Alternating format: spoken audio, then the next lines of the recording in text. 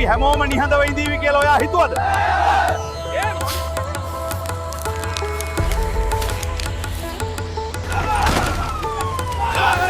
නැවතියම් පරයා!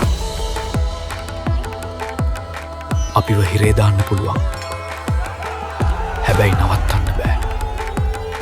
මම මේක නවත්තන්නේ නැහැ.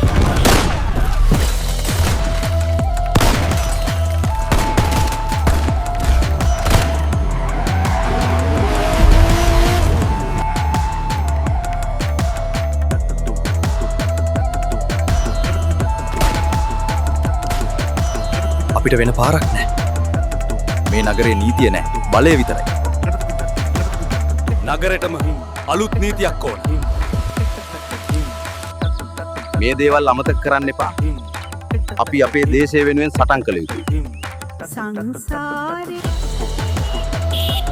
නීතිය හැරවන්න ඕනේ නම් සල්ලි විසි කරන්න හොඳම වෙලාව මේ.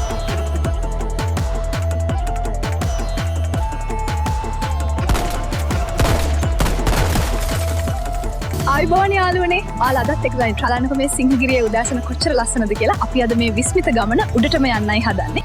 මේ ඔක්කොම අප්පච්චිගේ සල්ලි.